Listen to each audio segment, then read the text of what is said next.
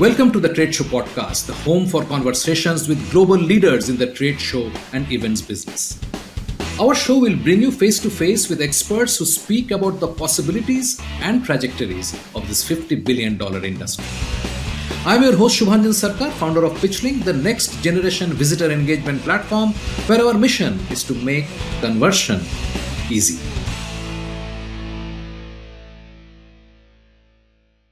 Welcome to the 6th episode of the Trade Show podcast. Today, in the first special episode of the series, we have with us Elise Keith, founder of Lucid Meetings, the new rules for work labs, and the meeting innovation community. In the research that we did, we were looking at how our location impacts how effectively we can collaborate. And in general, in labs, we look at,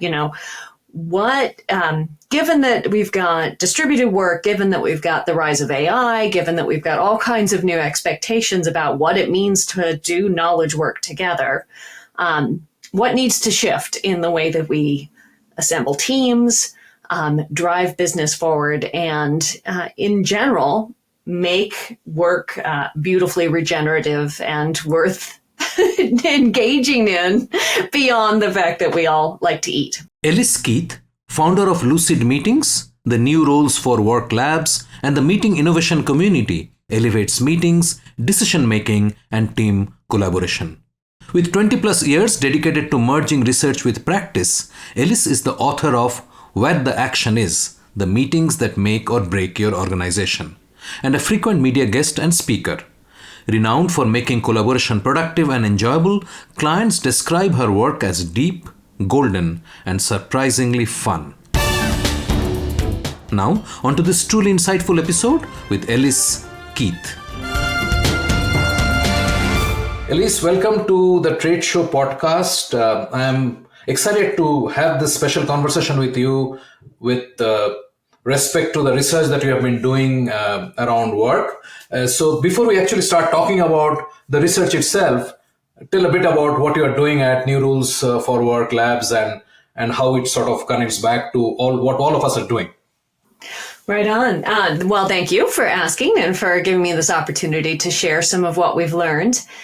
The New Rules for Work Labs project is really focused on how work is changing, and specifically how do we collaborate effectively. So in the research that we did, we were looking at how our location impacts how effectively we can collaborate. And in general, in labs, we look at, given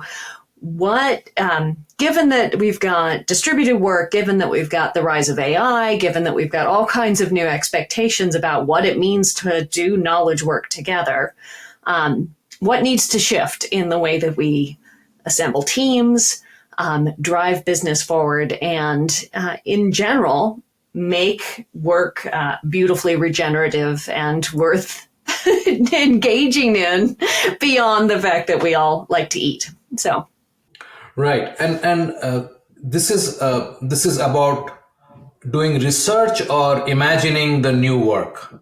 How does that sort of blend in your work? Yeah, so in the labs project, we're doing a bit of both. So we began and kicked off with a research project that was inspired by some research that we found in the academic community. My background, I'm a collaboration designer and business meeting expert. I run a meeting innovation community focused on, how is tech changing meetings? How is facilitation changing meetings? And the academic community has a very, very different perspective on how they look at effective communication and interaction. So some research came out and we said, the way academia looks at the business world and looks at how we interact is so constrained by the requirements that are placed on them in terms of volume, in terms of, review boards and whatnot, that they often end up studying these tiny kind of weird isolated scenarios that don't look like anything we'd actually do in the real world. Right. So we began that way by assembling new teams of academics and practitioners and other kinds of experts to build a different way of going about and doing research. Very interesting. Yeah, I think irrespective of anything, collaboration has been a big challenge, right? The platform that we run is a buyer-seller engagement platform.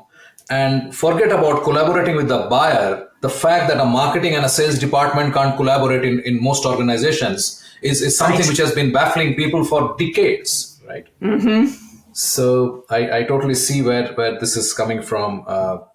Right. So let's dive into the research that you did. Why did you sort of zero in on that, and what prompted you to do it, and what did you find? Yeah, so the particular study that we were inspired by, I'll say, looked at creativity and whether it was possible for people to be creative online or whether they were more creative successfully when they were in person. And the study was conducted and it was published and the media got a hold of it. And what the media published was Zoom kills creativity, right?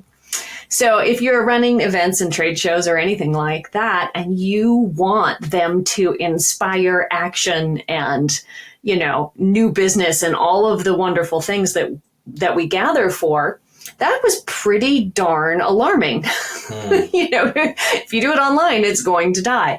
Yeah.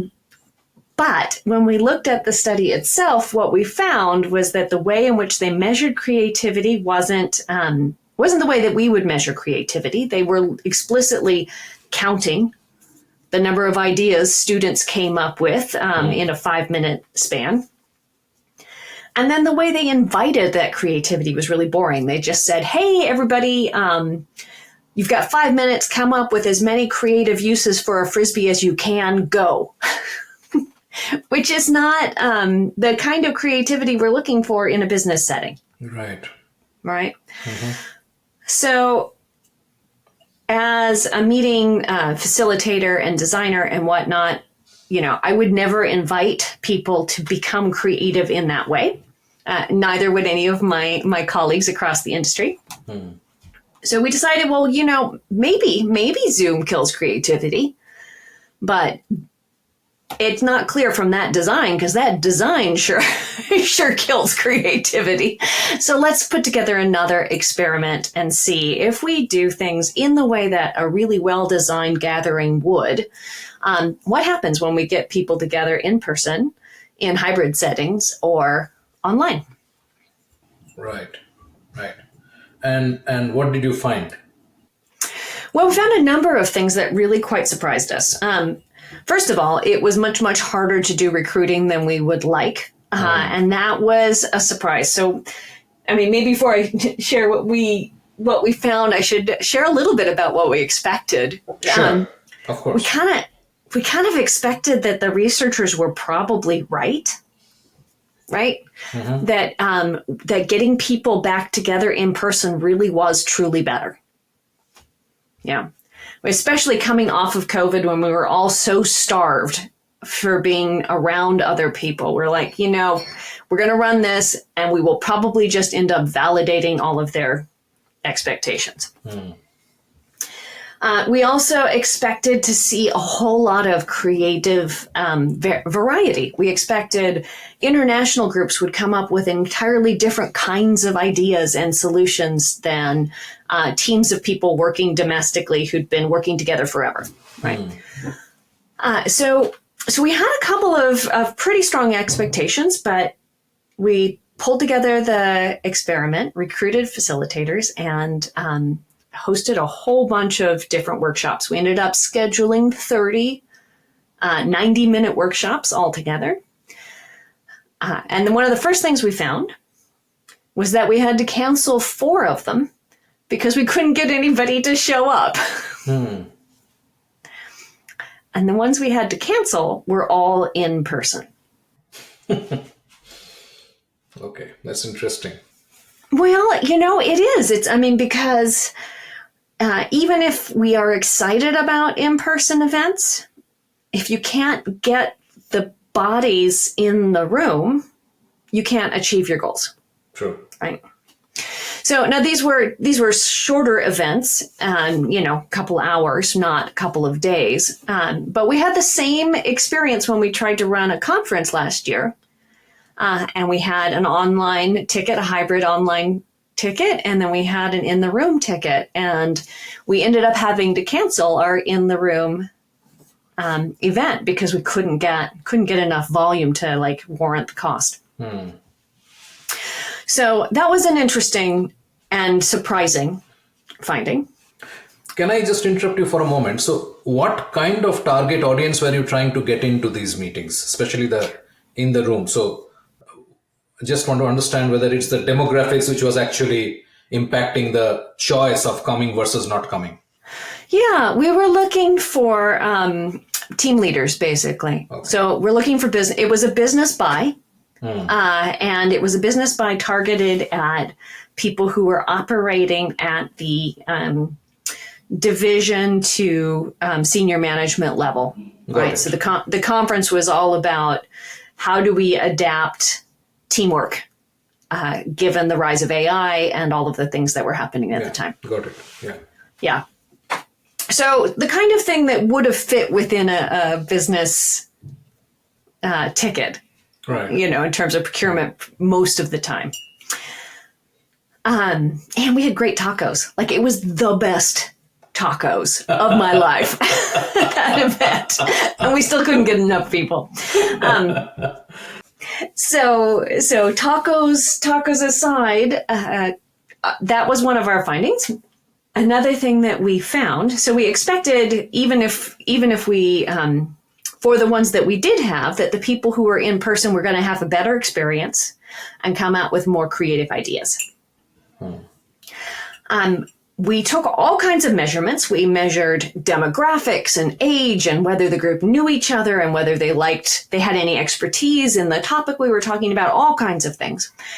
And what we found when we compared the pre and post surveys between the different formats, in-person, hybrid, and all remote, was there were differences for two of the questions, which were, how well did you like your meeting environment and how well do you feel like you got to participate? And in fact, people who were in the room together did rate those things higher, but they rated them higher in this tiny, tiny amount. It was, 0.04 percent difference. So very slightly higher ratings, kind of noise, almost barely.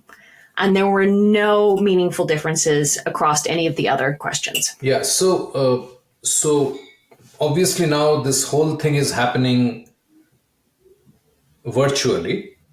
Most of the experiment that you're doing is now virtual. So it's not hybrid anymore. Well, we did run hybrid experiments, and we did run in-person experiments. Also, okay. Yeah, we did both. Yeah. Oh, okay. So the ones you had to cancel were all in person, but you did have other in-person meetings as a Exactly. Okay, I misunderstood. Exactly. We just didn't run as many in person as we wanted to. Okay.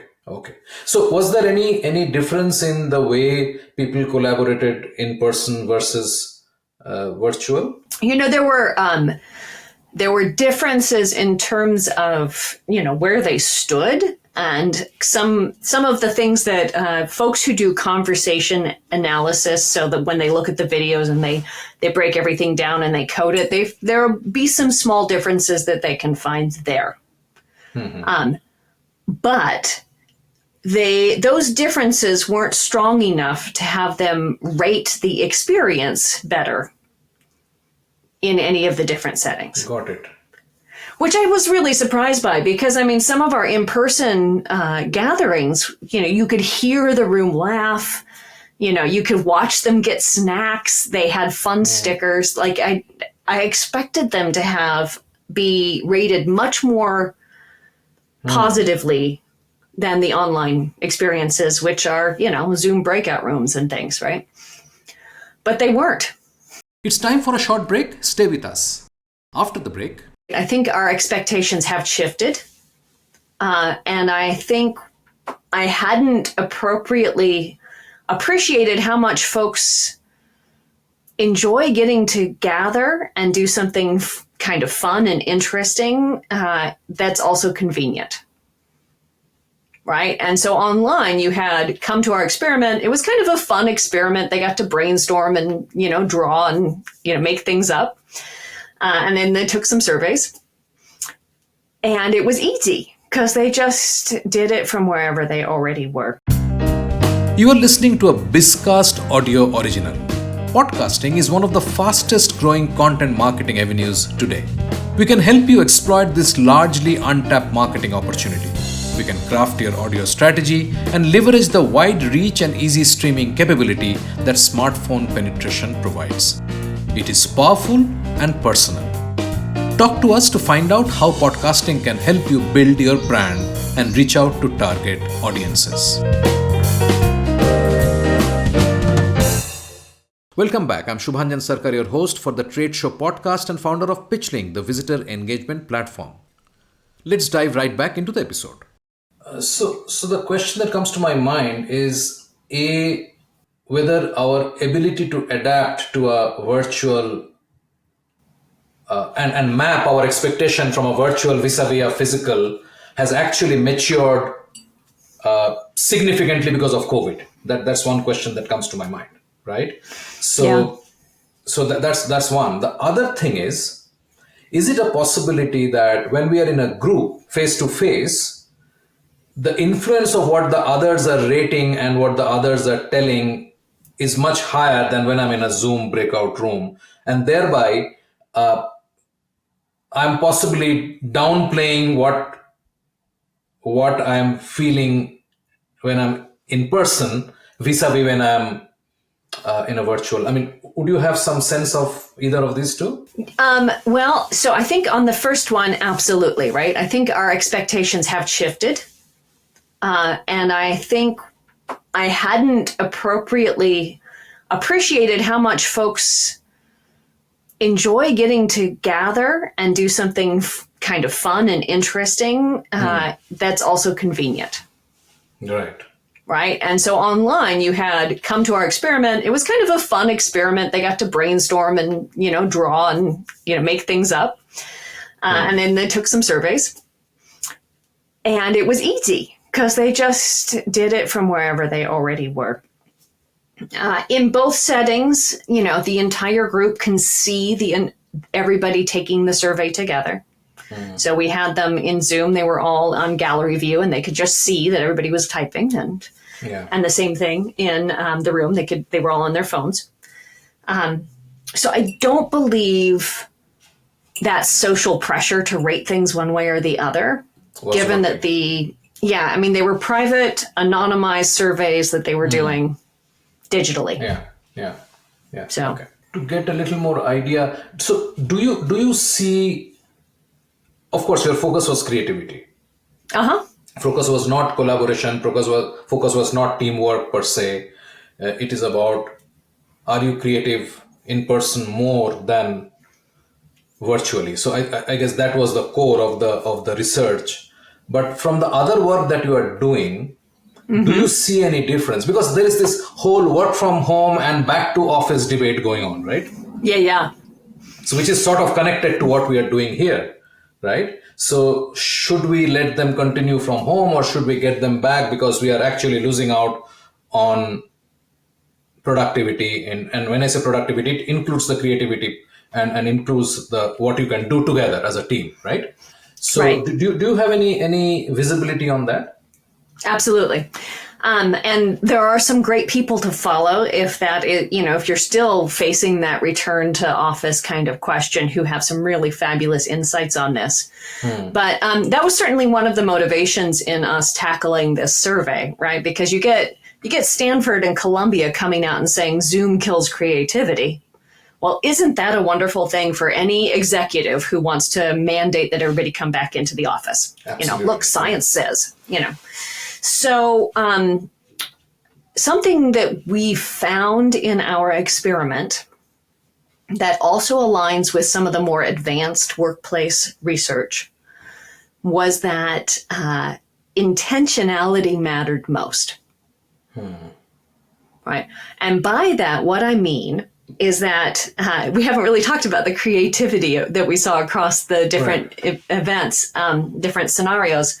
And, the short version is there was no difference, right? There was no meaningful difference between how creative, and by creative, I mean the novelty and the usefulness of the ideas that people came up with, not the volume. There was a little bit of a difference in the number of ideas that they came up with, but in terms of whether they were actually creative ideas, there was no difference between in-person, in the room, and hybrid. And that's kind of important, right? Because if your motivation for getting people back together is that when they're together, they can get a better business result, what we found was that when we were very clear about the business result we wanted people to create, and we laid out or facilitated a process that's designed to help them get that result, 100% of the teams got a result, which was also not something we expected. We expected to throw these strangers together and say, hey, go. Our challenge was, what should we do with all the empty office buildings in urban centers? And we expected some of them to get together and come out at the end of their 10-minute, design phase with not much to tell us. And that wasn't the case. Every single group of random people that we threw together had a name for their idea. They had some ideas about what it would look like. They were able to do a presentation. They had pictures, every single one of them. I was like, oh, so when we're very, very clear about what we're trying to do and how it could be done, people can succeed wherever they might be. True. So one quick question on this one. Did you see a commonality amongst the ideas? The reason I ask this is because I also wonder whether this over-informed society that we live in is actually creating for the lack of a better term, a creative homogeneity. Yes. Yeah, it was so boring, right? And so everybody succeeded when we were super clear, and everybody succeeded in creating things that looked awfully similar. So we ended up with 76 proposals out of these groups, and about 80% of them were all about multi-use community buildings, community centers, housing for the homeless, training areas where you could learn to do a restaurant, very, very similar communal good ideas. And that whole rise of the age of average, right? This whole, the universe has given us all the same information all the time, and therefore we all put out the same things. Yeah. Is very true, which I think reflects back on how important it is to be very intentional with how you frame your requests and your questions and the work.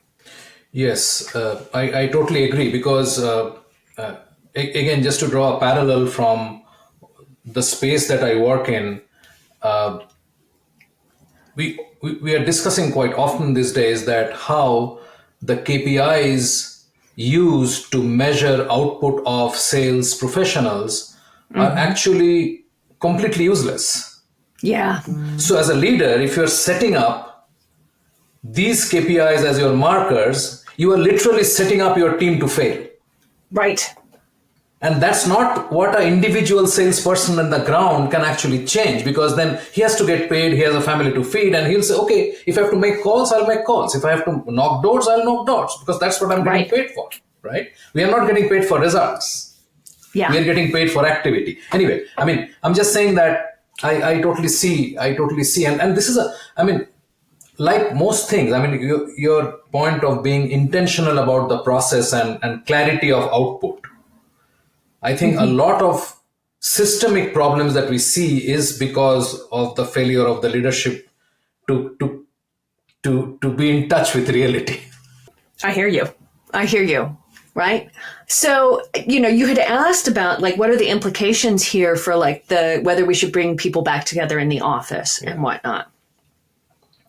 Um, our work and my experience certainly shows me that if you can be really spot on and very clear with how you are articulating the desired results, right? We're trying to innovate in this way, or we're trying to achieve this, or we're trying to grow revenue, or whatever that might be. Yeah. And that if you can continue to refine and adapt and improve how people go about it, you can succeed anywhere. Assuming it's knowledge work, not we're building physical products. So let's just, which I hate to be dismissive of, because that's 60% of our workforce here in the U.S. Like they do things in the real world. That said, as you just mentioned, leaders are terrible about being very clear and very intentional. Yes. Right? Yes. So if you have no clue what that team is meant to do, then it is up to that team to figure it out. And that the research, not ours, but from other areas, shows that when there is a whole lot of uncertainty and I don't know you well, then it is really beneficial to get the group together in person to figure out how they're going to work together. That said, you really need to do it about once every 3 to 4 months for maybe a day. And they can create the sort of relationships that then allow them to work successfully together asynchronously and online. And that I know who you are and what you like and whatnot thing carries across. Yeah. There's this cool curve. It I've got this huge bump of, hey, I love everybody because we're all friends now. And then it fades out. So you got to get them back together. You can do that online 100%, but you have to be much more intentional to be successspool. Yeah, absolutely. I mean, because like all experiments, this had constraints. And when I spoke about the homogeneity of ideas, I think I do believe that if you had given them a week instead of 10 minutes, there would have been much more definitive ideas coming out, which were not look-alike. Yes. So I mean, the constraint is a constraint. Absolutely. So I think this is great. I think this is a great conversation. Would you like to cover anything else that you found at a high level that you would like to share? Because I'm sure I'm doing a very bad job of asking questions. No, you do. It's wonderful. No, I think you're correct though. I mean, I guess there was one other key finding we found. A key finding we found. Of course we did. Key thing that we discovered. And it's that when you want to increase creativity and performance rapidly,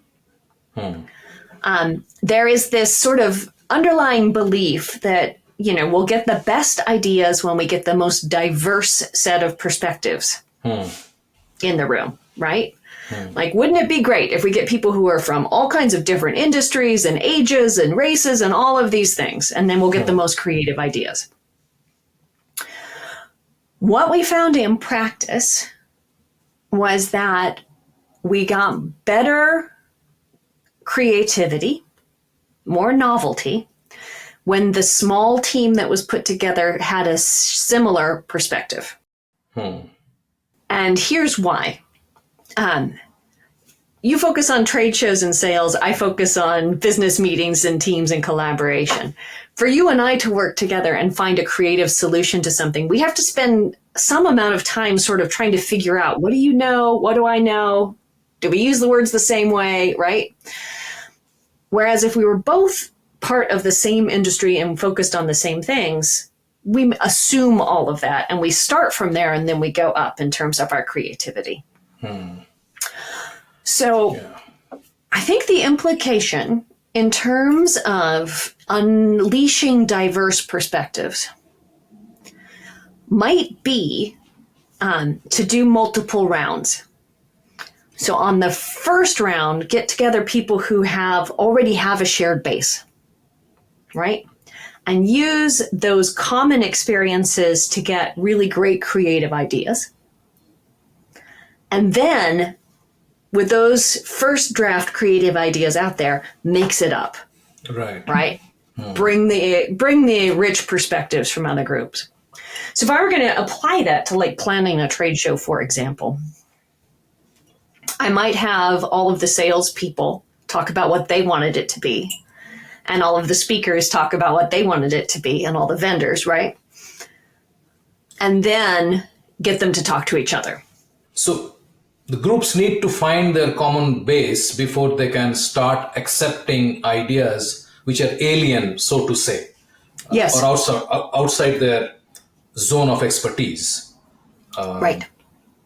And Right. it also takes away the obvious problematic ideas, because the group itself will reject it and would filter it, so to say, to come up with the most plausible thing from their perspective. Right.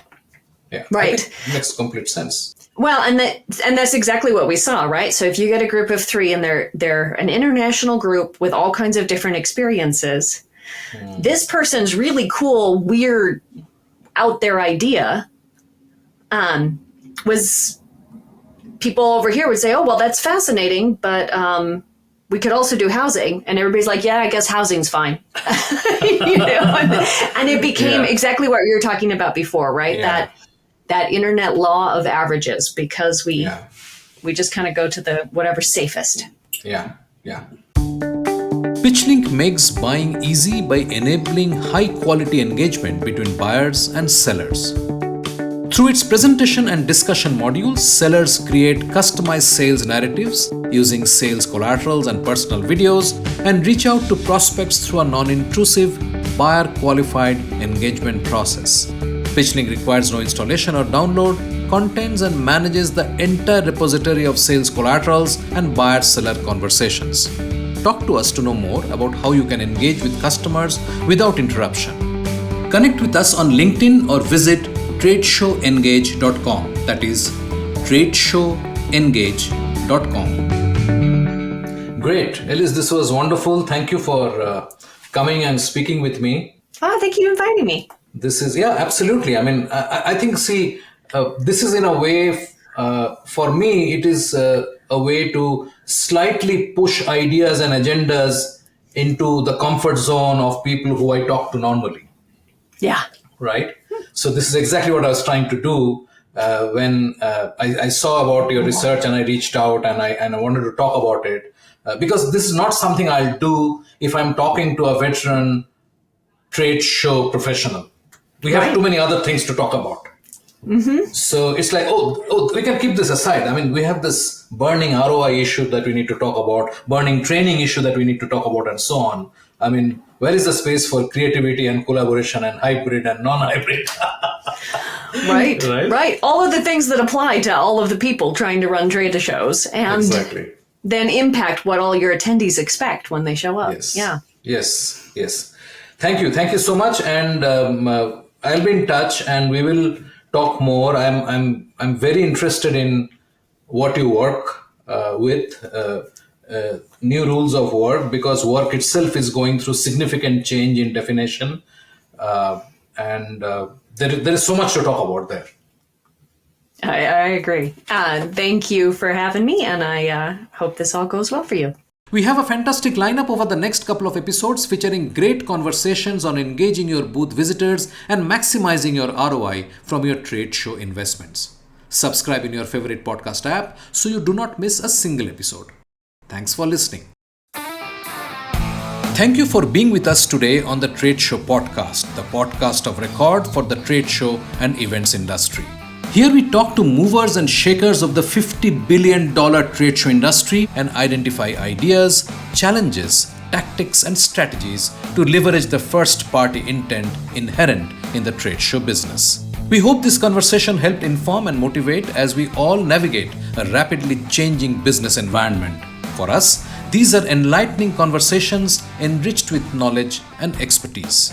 We encourage you to go out and implement some of the ideas we discussed today. We hope to have you with us again in the next exciting episode of the Trade Show podcast. If you liked what you heard, subscribe to the show in your favorite podcast platform like iTunes, Google Play, Spotify, or wherever else you get your podcast from, and give us a rating while you are at it. This is a BizCast original podcast and is produced for Pitchling, the next generation visitor engagement platform where our mission is to make buying easy. Hosted by Shubhanjan Sarkar and produced by Rajiv Aditya. See you next time and have a wonderful day.